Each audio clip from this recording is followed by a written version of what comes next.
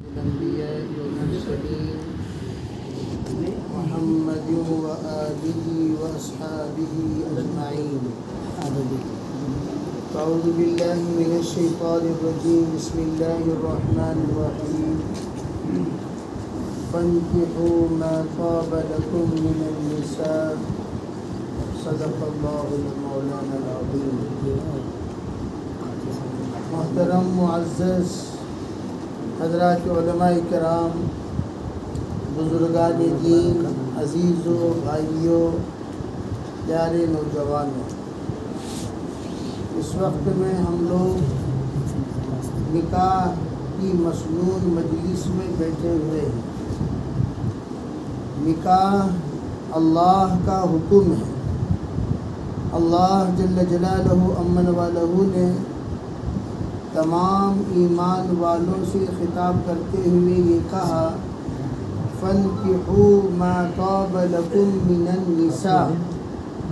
اے لوگوں، مستورات میں، عورتوں میں، محللات میں جو محل نکاح ہیں ان میں جو تمہیں اچھی لگے، اخلاق کے اعتبار سے، عادتوں کے اعتبار سے، اپنے عبادتوں کے اعتبار سے، تقوی اور طہارت کے اعتبار سے، خدمت کے اعتبار سے، صورت کے اعتبار سے، ان سے تم نکاح کیا کرو.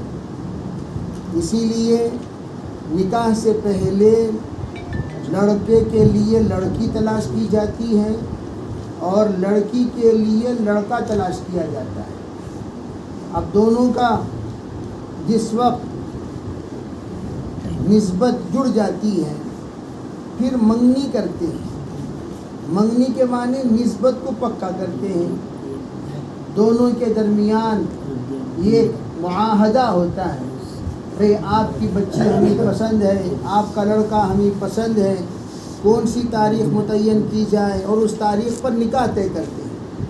تو یہ جو منگنی ہے یہ بھی ایک سنت طریقہ ہے، یہ ایک دوسرے کے درمیان معاہدہ ہے. اور اس منگنی کی جس وقت تاریخ متعین کی جاتی ہے اور اس تاریخ پر نکاح خوانی ہوتی ہے، اور نکاح خوانی کے بعد رخصت والا عمل ہوتا ہے. علماء کہتے ہیں کہ نکاح میں صرف 3 کام ہیں. پہلا کام فرض ہے، دوسرا کام واجب ہے، تیسرا کام مسنون ہے، سنت ہے. پہلا کام جو فرض ہے وہ کیا ہے؟ فرض والا کام یہ وہ کام ہے جس کو جناب رسول اللہ صلی اللہ علیہ وسلم نے سنت فرض قرار دیا. ایجاب و قبول. النکاح ینعقد بالایجاب والقبول بحضور شاہدین. 2 گواہوں کی موجودگی میں ایجاب و قبول کرنا یہ فرض ہے. 2 گواہ کون ہیں؟ 2 گواہ مسلمان ہوں، عاقل ہوں، بالغ ہوں. ایسے 2 گواہوں کے سامنے لڑکے نے کہہ دیا میں نے آپ کو بیوی تسلیم کرنے کو تیار ہوں، بیوی نے کہہ دیا مجھے منظور ہے، نکاح ہو گیا. نکاح ہو گیا. اس کے لیے کوئی اور فرضیت کے لیے شرط نہیں ہے. خطبہ نکاح یہ سنت ہے.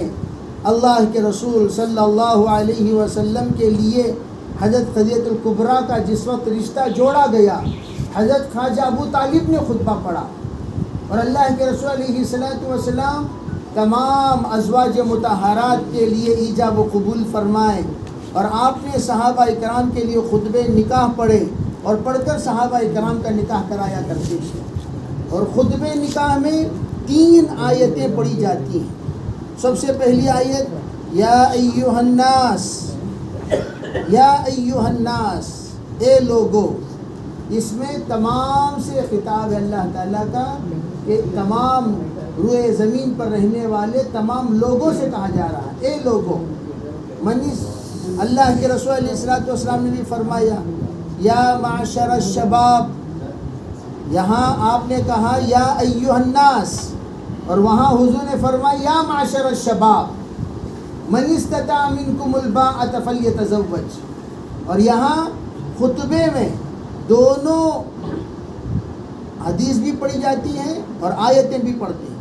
3 آیتیں پڑھی جاتی ہیں، اور 3 آیتوں میں پہلی آیت یا ایھا الناس، اے لوگو، اتقوا ربکم الذی خلقکم من نفس واحدہ، اس پروردگار سے ڈرو جس پروردگار نے تمہیں ایک انسان سے پیدا کیا۔ یہ آیت کیوں پڑھتے ہیں؟ علماء محدثین یہ فرماتے ہیں اس آیت کے پڑھنے کا منشا تمام مختلف طبقات کے لوگ جب نکاح میں جمع ہوتے ہیں، ذہنوں میں یہ بات ہوتی ہے یہ کون سے خاندان کا، یہ کون سے علاقے کا، یہ کہاں کا، وہ کہاں کا، یہ کدھر کا، وہ کدھر کا، وہ علاقے والے ایسا کرتے ہیں، یہ علاقے والے ایسا کرتے ہیں، اس طرح کے بہت سارے تذکرے چلتے ہیں۔ اللہ کے رسول علیہ الصلوۃ والسلام یہ خطبہ یا ایھا الناس، اے لوگو یہ کہہ کر آپ نے فرما دیا تم سب کے سب ایک انسان کی اولاد ہو، یہ ذہن میں رہے۔ تمہارے باپ حضرت آدم علیہ الصلوۃ والسلام ہیں، تمہارے جد امجد آدم علیہ الصلوۃ والسلام ہیں، تمہارے آبا و اجداد کے جو سب سے ایک اب وہ حضرت آدم علیہ السلام ہیں۔ تم سب آدم کی اولاد ہو، اور آدم کی اولاد تم سب بنے کیسے؟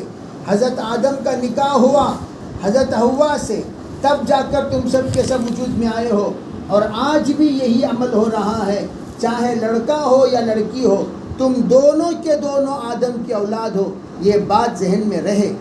اس لیے یا ایھا الناس، اے لوگو، اتقوا ربکم الذی خلقکم من نفس واحدہ، اس رب سے ڈرو جس نے تم سب کو ایک انسان سے پیدا کیا۔ ایک انسان سے کیسے؟ عرب آدم حوا مل کر ہم سب پیدا ہوئے ہیں، پھر ایک انسان سے کیسے کہا جا رہا ہے؟ علماء نے فرمایا حضرت آدم ہی سے حضرت حوا پیدا ہوئے، حضرت آدم ہی سے حضرت حوا پیدا ہوئے۔ اس اشکال کا قرآن خود آگے جواب دے رہا ہے، اتقوا ربکم الذی خلقکم من نفس واحدہ وخلق منہا زوجہا، وہ آگے کا جو جملہ ہے وہ اسی کا جواب ہے، حضرت آدم ہی سے ان کی بیوی کو پیدا کیا گیا۔ اسی لیے کہا جاتا ہے جب بھی جوڑا بنے، جہاں بھی بنے، جدھر بھی بنے، ارے بھئی یہ فصلی کا جوڑا ہے۔ بعض لوگوں کا فصلی کا جوڑا بھئی لڑکا ہے یا ہندوستان کا فصلی کا جوڑا ہے امریکہ میں، لڑکا ہے ہندوستان میں فصلی کا جوڑا ہے سعودی عرب میں، بھئی لڑکا ہے ہندوستان میں فصلی کا جوڑا ہے انگلینڈ میں، بعض مرتبہ الٹا ہو جاتا ہے، لڑکا ہے آسٹریلیا میں، لڑکی ہے سوئٹزرلینڈ میں، بے فصلی کا جوڑا دور دور۔ اسی طریقے سے کرناٹک کا لڑکا ہے تمل ناڈو کی لڑکی ہے، کرناٹک کا لڑکا ہے شمالی ہند کی لڑکی ہے، تو فصلی کا جوڑا کبھی دور ہو جاتا ہے، کبھی کبھار پڑوس میں ہو جاتا ہے، کبھی کبھار بازو قریب میں ہو جاتا ہے، اور اس فصلی کے جوڑے کو تلاش کرنے کا حکم دیا گیا۔ فَانْكِحُوا مَا طَابَ لَكُمْ، ماں یہ عام ہے، اب تم تلاش کرو کون تمہیں پسند ہے، کون تمہیں پسند ہے، کون تمہیں پسند ہے۔ اللہ کے رسول علیہ الصلوۃ والسلام نے فرمایا عام طور پر لوگ چہرے کو دیکھ کر پسند کرتے ہیں، چہرے کو دیکھ کر۔ تُنْكَحُ الْمَرْأَةُ بِأَرْبَعٍ، تُنْكَحُ الْمَرْأَةُ لِأَرْبَعٍ، 4 چیزوں کو مد نظر رکھ کر لڑکی سے نکاح کیا جاتا ہے، بِمَالِهَا وَبِحَسَبِهَا وَبِجَمَالِهَا، فرمایا پہلا مال کے ذریعے سے، مال کو مد نظر رکھ کر نکاح کریں گے۔ مال کو مد نظر رکھ کر نکاح کرنا یہ یہودیوں کی علامت ہے۔ میں ہمیشہ کہا کرتا ہوں جب لڑکا لڑکی تلاش کرنے کے لیے جاتے ہیں تو لوگ پوچھتے ہیں ان کے والد کیا کرتے ہیں، ان کے بھائی کیا کرتے ہیں، ان کے چچا کیا کرتے ہیں، ان کے پھوپھا کیا کرتے ہیں۔ ارے بھائی آپ جو آئے ہیں لڑکی دیکھنے کے لیے آئے ہیں، لڑکی کے پورے خاندان دیکھنے کے لیے نہیں آئے۔ آپ کو یہ سوال کا کیا مطلب؟ لڑکی کا باپ کیا کرتا ہے؟ یہ سوال خود بےہودہ سوال ہے، یہ سوال خود لالچ لوگوں کا سوال ہے، یہ سوال خود یہودیوں کا سوال ہے۔ جو آدمی یہ پوچھ رہا ہے لڑکی کا باپ کیا کرتا ہے، اس کا مطلب کیا؟ لڑکی کا باپ اگر مالدار ہوگا، مال نتھارنے میں آسانی ہوگی، تو آپ یہ دیکھنا چاہتے ہیں کہ یہ جو جہاں پر میرا رشتہ ہو رہا ہے وہاں پر کچھ نتھارنے کے لیے ہے کہ نہیں ہے۔ اس لیے پرفیس سب سے پہلے مقدمہ باندھ دیا جاتا ہے۔ لڑکی کے والد کیا کرتے ہیں، لڑکی کے چچا کیا کرتے ہیں، لڑکی کے نانا کیا ہیں؟ بھئی لڑکی سے نکاح کرنے کے لیے آئے ہو، نانا سے نہیں۔ لڑکی سے نکاح کرنے کے لیے آئے ہو، باپ سے کوئی لینا دینا نہیں، بس آپ کو یہ دیکھنا چاہیے کہ لڑکی جن صفات کے حامل ہونا چاہیے بیوی بننے کے لیے. جیسے ایک بہت بڑے شاعر گزرے ہیں، انہوں نے اپنے اولاد کے سامنے نصیحت کرتے ہوئے ایک مرتبہ کہا، دیکھو میں نے تم پر احسان کیا ہے، ایک شادی سے پہلے ایک شادی کے بعد. انہوں نے کہا، ابو جان شادی کے بعد آپ نے ہم پر کیا احسان کیا وہ تو ہم سب جانتے ہیں، لیکن شادی سے پہلے آپ نے ہم پر کیا احسان کیا ہم تو نہیں جانتے. یہ بات آپ سمجھا دیجئے کہ شادی سے پہلے آپ نے ہم پر کیا احسان کیا. تو اس وقت انہوں نے فرمایا، دیکھو بیٹو، میرے سامنے بہت سارے رشتے تھے، ایک طرف مالدار عورتوں کی ایک فہرست، ایک طرف خوبصورت عورتوں کی ایک فہرست، ایک طرف حسب نسب والوں کی ایک فہرست، اور ایک طرف دیندار والوں کی ایک فہرست. یہ چاروں سلسلے سے میرے پاس رشتے آئے تھے، نکاح کرنے کے لیے اقدام ہوا تھا. ہر ایک جب بھی لڑکا کوئی اچھا ہوتا ہے، نیک صالح ہوتا ہے، کمانے والا ہوتا ہے، ہینڈسم ہوتا ہے، اس کے لیے رشتے ابھر کر آتے ہیں. بھئی آپ کا نکاح ہوا کہ نہیں ہوا، آپ کا نکاح ہوا کہ نہیں ہوا، آپ کا نکاح ہوا کہ نہیں ہوا. بہت سارے طرف سے رشتے آتے ہیں، اور رشتے جب آتے ہیں تو اغراض کے ساتھ بھی بعض رشتے آتے ہیں. بعض رشتے اغراض کے ساتھ تو رشتے آئے. یہ بہت بڑے شاعر تھے تو رشتے بہت آتے تھے، لیکن میں نے دیکھا کہ میرے فیوچر میں کون سی عورت کام آ سکتی ہے. ایک ہے میری ضرورت، میری خواہش، میری تمنا، میرے دلی ایک پوشیدہ راز ہے. وہ کیا تھی؟ کہ یہ خوبصورت لڑکی ہو، صحت مند لڑکی ہو، اور دیکھنے میں قابل دید بھی ہو، قابل داد بھی ہو. میں تو چاہتا تھا ایسی لڑکی سے نکاح کروں، لیکن میں نے دیکھا حسب نسب والی، فیوچر میں کام نہیں آنے والی، اور مالدار خاتون فیوچر میں کام نہیں آنے والی، صرف خوبصورت فیوچر میں کام نہیں آنے والی. میں نے دین کو مد نظر رکھتے ہوئے سرکار کی اس حدیث کو فَاظْفَرْ بِذَاتِ الدِّینِ تَرِبَتْ یَدَاکَ، حضور نے جو کہا چار میں سے دین کو مد نظر رکھ کر تم نکاح کرو، اللہ رب العزت تمہیں کامیابی عنایت فرمائے گا، کامیاب ہو جاؤ گے. یہ جو ارشاد فرمایا، اس بات کو مد نظر رکھ کر میں نے آپ کی ماں کا انتخاب کیا. حالانکہ رنگ کے اعتبار سے یہ سب کے مقابلے میں کم تھی، اور حسب کے اعتبار سے سب کے مقابلے میں تھوڑی سی کم تھی، مال کے اعتبار سے سب کے مقابلے میں تھوڑی سی کم تھی، لیکن تہجد گزار تھی، پابند تھی، پردے والی تھی، حیا والی تھی، تابع دار تھی، وفادار تھی، متقیہ تھی، قانتہ تھی، صابرہ تھی، شاکرہ تھی، اور اللہ کی نیک اور برگزیدہ بندی عابدہ تھی. میں نے اس کو منتخب فرمایا، اور منتخب فرما کر تم سب پر میں نے احسان کیا ہے. آج تم عالم ہو، فاضل ہو، متقی ہو، پرہیزگار ہو، اور اس وقت تمہارا ایک مقام ہے، تمہاری ایک شان ہے، تمہارا ایک رتبہ ہے، تمہارا ایک مرتبہ ہے. جو کچھ تم ہو وہ ماں کے بدولت ہو. میں نے ایسی ماں کا انتخاب فرمایا جو تمہاری روز اول سے تربیت کر سکے. تو میں عرض کرنا چاہتا ہوں، شادی تو لوگ بہت سارے عنوان پر کرتے ہیں. اللہ کے رسول نے فرمایا، مال کو رکھ کر شادی کرنا یہودیوں کی علامت، اور حسن کو رکھ کر شادی کرنا نصارہ کی علامت، حسب و نسب کو رکھ کر شادی کرنا غیروں کی علامت، لیکن دین کو رکھ کر شادی کرنا یہ دیندار اور مسلمانوں کی علامت ہے. تو ہم لوگوں کی اس بات کی ترتیب اور کوشش ہونی چاہیے کہ دین کو رکھ کر نکاح کیا کرے. جب شادی الحمدللہ دین کو رکھ کر ہو جاتا ہے تو ہونے کے بعد علماء فرماتے ہیں 3 چیزوں کا اس میں خیال رکھیں. سب سے پہلی چیز وہ نکاح، اعظم النکاح برکتاً ایسرہ موعونہ، سب سے زیادہ برکت والی شادی جس میں ذمہ داری کم ہو. ذمہ داری کم، جیسے میں نے کہا فرض ایجاب و قبول کرنا 2 گواہوں کی موجودگی میں نکاح کے لیے فرض ہے.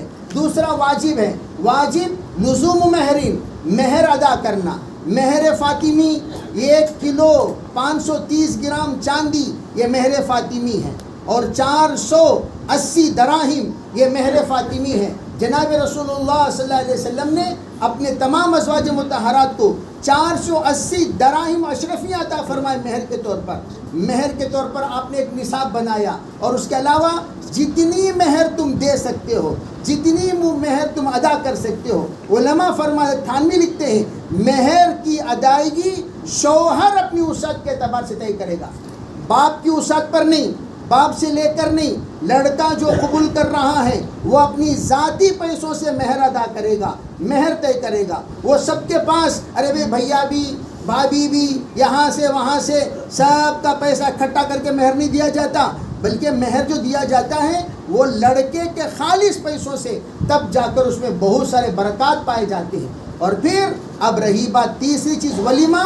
ولیمہ اپنی وسعت کے اعتبار سے کرنا چاہیے، اپنی طاقت کے اعتبار سے کرنا چاہیے۔ آپ کو معلوم ہونی چاہیے سرکار نے 3 طرح کے ولیمہ فرمائے۔ ایک حضرت زینب بنت جہش رضی اللہ تعالی عنہا کا ولیمہ، جس کا نکاح اللہ نے آسمان میں کروایا، زوجنا کہا، اللہ نے کہا ہم نے آپ کا نکاح زینب بنت جہش سے کر دیا۔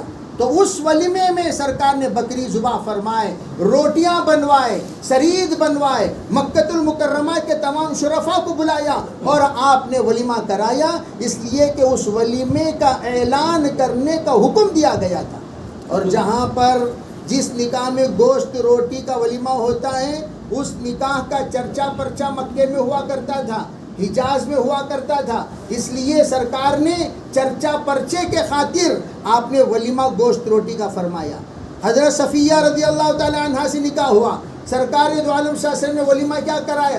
آپ کے پاس ولیمہ کرنے کے لیے کچھ نہیں، باہر آئے، صحابہ کے درمیان اعلان کیا، ارے بھائی آپ کے پاس کچھ ہے؟ کہا جی ہاں ہے۔ کیا ہے؟ پنیر ہے، کھجور ہے، ملیدہ ہے۔ آپ نے فرمایا لے آؤ، سب لائے، سرکار کا دسترخوان، صحابہ اکرام کی چیزیں، آپ نے کہا ولیمے کی نیت سے کھا لیا کرو۔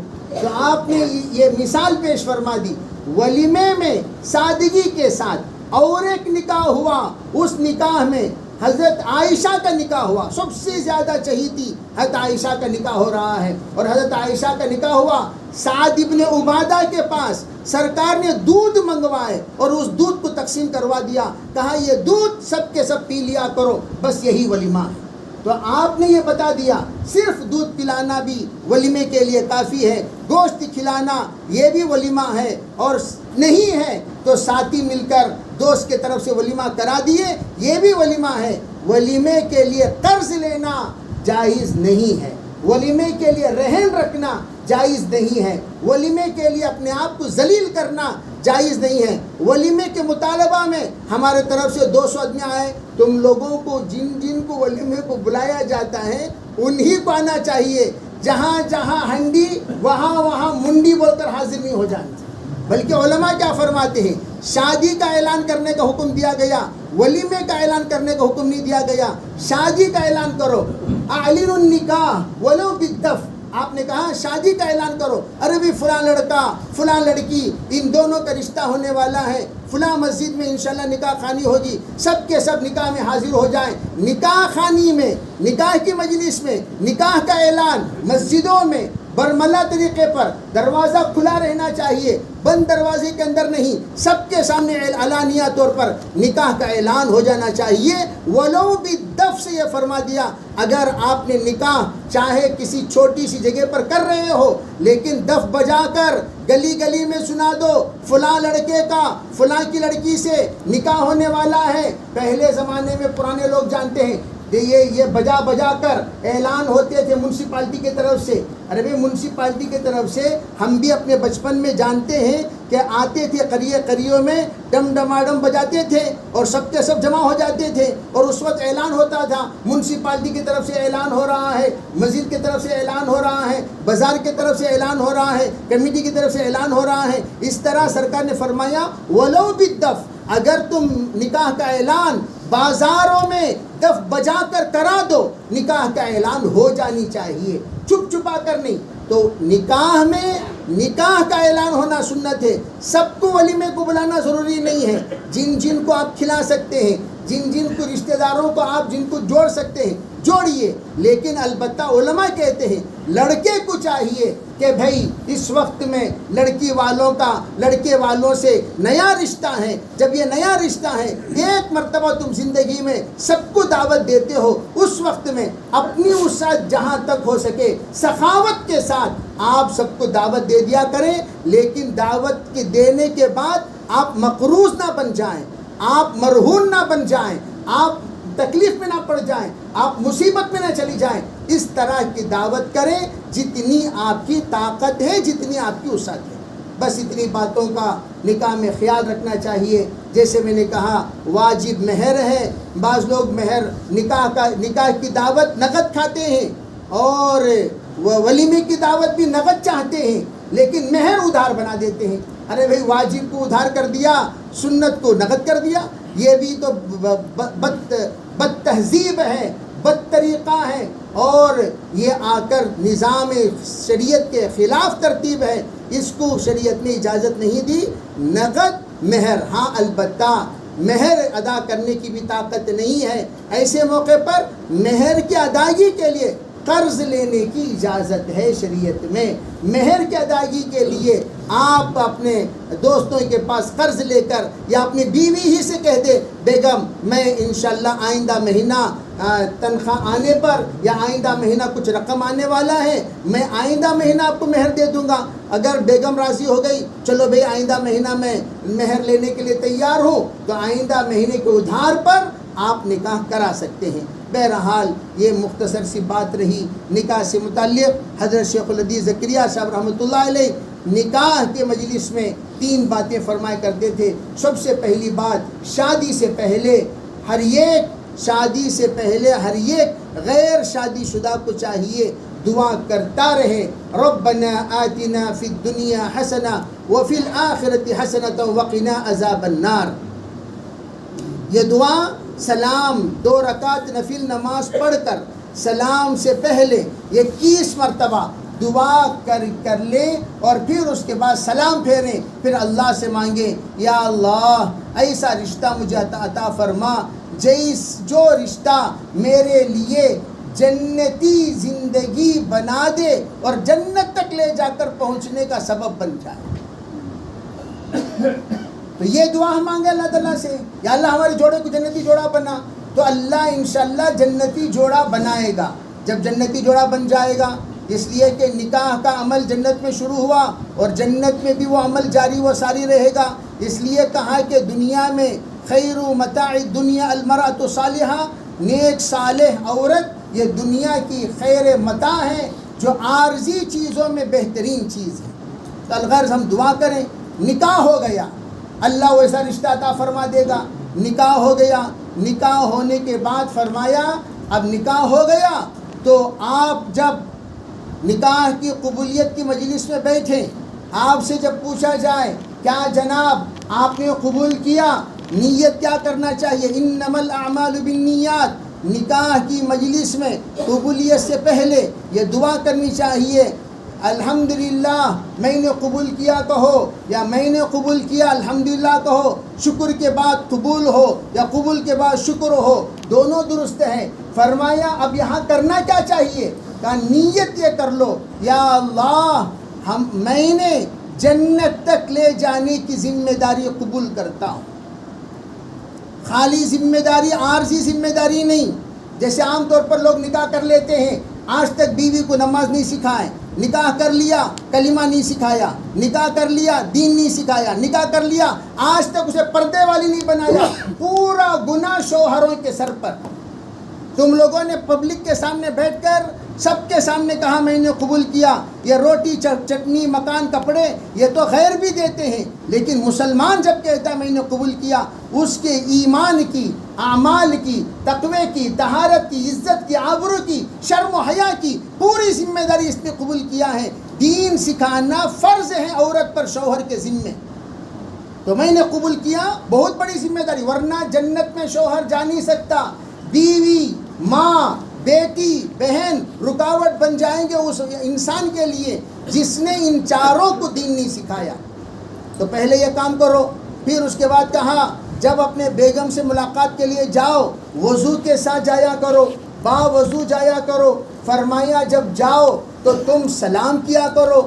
سلام کیسے ہونی چاہیے, فرمایا سلام مودت والی, رحمت والی, شفقت والی اور الفت والی.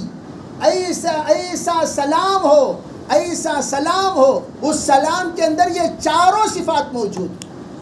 اس طرح کا سلام, گرجدار آواز میں سلام نہیں, دھماکے دار آواز میں سلام نہیں. اس سلام کے اندر انسیت ہونی چاہیے. وہ کیسی آواز ہو ذرا آپ مشق کر لیا کریں. ارے بھائی جانے سے پہلے تمرین کر لیا کریں، آپ کی سلام کی آواز کو ذرا لچک پیدا کر لیا کریں۔ اس کے بعد کیا فرمایا؟ آپ نے سلام کر لیا، سلام کرنے کے بعد اگر آپ کی دلہن چوری چوری سے وعلیکم سلام کہتے ہوئے آہستہ ترچی نگاہوں سے آپ پر نظر ڈالے تو آپ کا چہرہ استقبالی چہرہ ہونا چاہیے، مسکراتا ہوا چہرہ ہونا چاہیے، چمکدار چہرہ ہونا چاہیے، نورانی چہرہ ہونا چاہیے۔ آپ کے چہرے میں انسیت ہونی چاہیے، لگاؤ ہونی چاہیے۔ سلام کردہ کو گھر لے کو کھڑ جانا نہیں، بھائی آپ گھر لے کر کھڑو گے، وہ دفعتاً آپ کو دیکھی، آپ کو جب دیکھی تو آپ گھورتے ہوئے نظر آئے تو آپ کی ہیبت اور آپ کی نفرت دل کے اندر بیٹھ جائے گی، آپ کی آنکھوں میں پیار ہو، محبت ہو، استقبال ہو، ویلکم ہو، اس طرح کی نظر، اس طرح کا چہرہ ہونا چاہیے۔ تو اس کو فرمایا کہ استقبالی چہرہ، ویلکم فیس ہونی چاہیے۔ اب ہو گیا سلام، تو اب گھر لے کر ہی نہ کھڑے ہو جائیں، دوسرے بھی بہت سارے مسنون اور ہمارے اکابر کے بتائے ہوئے طریقے ہیں۔ وہ کیا؟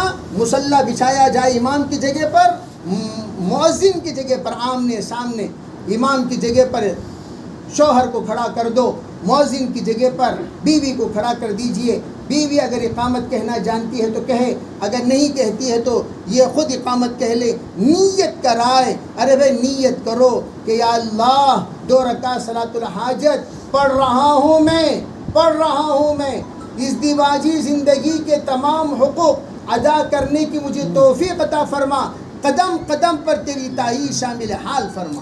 یہ نیت کرے شوہر، بیوی نیت کرے، یا اللہ 2 رکعت تابع اس امام کے پڑھتی ہوں میں، زندگی بھر ان کے تابع رہ کر زندگی گزارنے کی توفیق عطا فرما۔ یہ نیت کرے بیوی، نکاح 2 رکعت نماز پڑھنے کے بعد اپنا مصلی اٹھائیں، بیگم کے بازو بچھائیں اور یوں کہے، بیگم میں دعا کرتا ہوں، آپ آمین کہیے، خوب دعا مانگے، اللہ رب العزت اس وقت کی دعا ضرور قبول کرے گا۔ پھر فرمایا فجر کی نماز کا اہتمام کریں، اللہ نیک صالح اولاد پیدا کرے گا۔ تہجد کا اہتمام کرو گے، نسلوں میں اللہ علماء کو پیدا کرے گا۔ سب نیتیں کریں گے بھی انشاءاللہ۔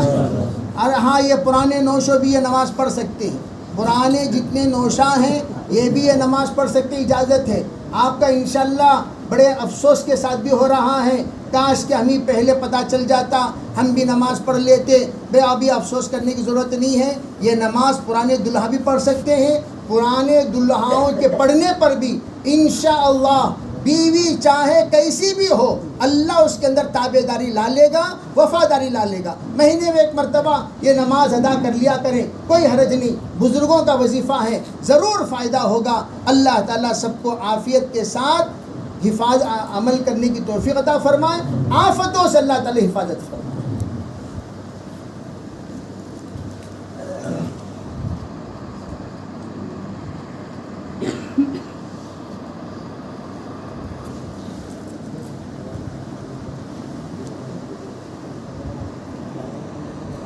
الثناء كله وإليك يرجع الخلق كله اللهم لا نحصي ثناء عليك أنت كما أثنيت على نفسك يا أرحم الراحمين يا أكرم الأكرمين يا ذا القوة المتين يا راحم المساكين أصلح لنا شأننا كله ولا تكلنا إلى أنفسنا طرفة عين اللهم صل على محمد بعدد من صلى وصام اللهم صل على محمد بعدد من قاد وقام اللهم صل على محمد كما تحب وترضى عدد كما تحب وترضى یا رب العالمین۔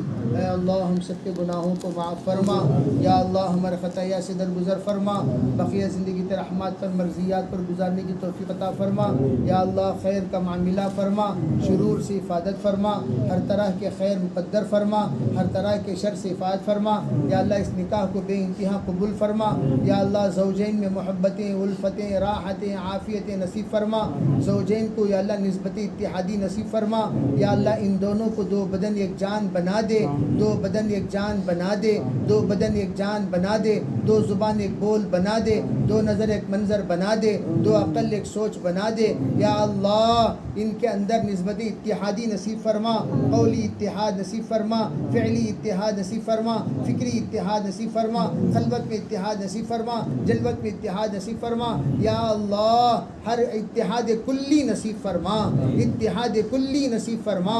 یا اللہ اس جوڑے کو مثالی جوڑا بنا دے, اس جوڑے کو مثالی جوڑا بنا دے, اس جوڑے کو مثالی جوڑا بنا دے. یا اللہ دلہا کو مثالی دلہا بنا, دلہن کو مثالی دلہن بنا, دلہا کو مثالی باپ بنا, دلہن کو مثالی ماں بنا.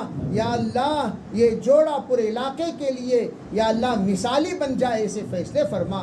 نظر بد سے حفاظت فرما, نظر بد سے حفاظت فرما, نظر بد سے حفاظت فرما. یا اللہ فتنوں کے فتنے سے بچا, شریروں کے شرار سے بچا, حاسدین کے حسد سے بچا, بد نظروں کے بد نظری سے بچا. یا اللہ ہر طرح کے خیر مقدر فرما, ہر طرح کے شر سے حفاظت فرما. یا اللہ یہاں دونوں خاندانوں کا جوڑ ہوا ہے, یا اللہ اس جوڑ کو دائمی جوڑ بنا, اس جوڑ کو یا اللہ منتو شدم منتن شدی کا جوڑ بنا دے. یا اللہ ان دونوں کے دونوں خاندانوں کو ایک خاندان بنا دے, دونوں خاندانوں کو ایک خاندان بنا دے, دونوں خاندانوں کو ایک خاندان بنا دے. یا اللہ دونوں خاندانوں میں محبتیں الفتیں یا اللہ ہمدردیاں نصیب فرما, ہمدردیاں نصیب فرما, درگزر کرنے کا مادہ نصیب فرما, سمجھداری کا مادہ نصیب فرما, فکر مند کا مادہ نصیب فرما. یا اللہ دونوں خاندانوں میں یا اللہ والہانہ تعلق نصیب فرما. یا اللہ اخلاص والی محبت نصیب فرما, اغراض والی محبت سے پوری پوری فات فرما. یا اللہ حاضرین مجلس میں بہت سارے یا اللہ غیر شادی شدہ ہیں, یا اللہ سب کے نیک صالح جوڑے کے فیصلے فرما. یا اللہ نیک صالح جوڑے کے فیصلے فرما, نیک صالح جوڑے کے فیصلے فرما. جلد از جلد یا اللہ بن نکاح لڑکیوں کے لیے بہتر سے بہترین یا اللہ دلہاؤں کا انتظام فرما. یا اللہ جتنے لڑکے ہیں بہتر سے بہترین دلہنوں کا انتظام فرما. یا اللہ ہر نسبت تیرے فیصلے کے مطابق جڑتے ہیں. یا اللہ تیرے فیصلے میں جلد از جلد فیصلے فرما کر یا اللہ گناہوں سے یا اللہ بچا کر ان دونوں کا رشتہ جلد از جلد فرما دے. یا اللہ خیر کا معاملہ فرما, سادگی کے ساتھ نکاح کرنے کی توفیق عطا فرما, سادگی کے ساتھ نکاح کرنے کی توفیق عطا فرما, سادگی کے ساتھ نکاح کرنے کی توفیق عطا فرما. حاضرین مجلس میں جو بیمار ہیں شفا عاجلہ مستمرہ نصیب فرما, جو پریشان ہیں پریشانی کو دور فرما. یا اللہ جو رزق کے معاملے میں حیران ہیں پریشان ہیں یا اللہ اپنے فضل و کرم سے ان کے معاملے کو حل فرما. یا اللہ جنہوں نے دعا کی درخواست کی ہے لکھی ہے متوقع ہیں یا اللہ ہم ان کے حق میں دعائیں کریں گے, ان سب کے جائز مرادوں کو پورا فرما. یا اللہ حاضرین کو بھی قبول فرما, حاضرین کو بھی قبول فرما, مستورات کو قبول فرما, بچوں کو قبول فرما, جوانوں کو قبول فرما. یا اللہ ہندوستان کے حال پر رحم فرما, یا اللہ ہندوستان کے مسلمانوں کے حال پر رحم فرما. مساجد و مدارس مسلمانوں کی یا اللہ بھی حفاظت فرما. یا اللہ مسلمانوں کا مستقبل ہندوستان میں تابناک بنا دے, بہتر سے بہترین بنا دے. اس زمانے کے فرعون و حامان و شداد و نمرود کا خاتمہ فرما. یا اللہ امت کی حفاظت فرما, امت کی حفاظت فرما, امت کی حفاظت فرما. اپنے فضل سے ہماری دعاؤں کو قبول فرما. ربنا تقبل منا ما كان صالحا وسينا ما كان فاسدا برحمتك يا رب.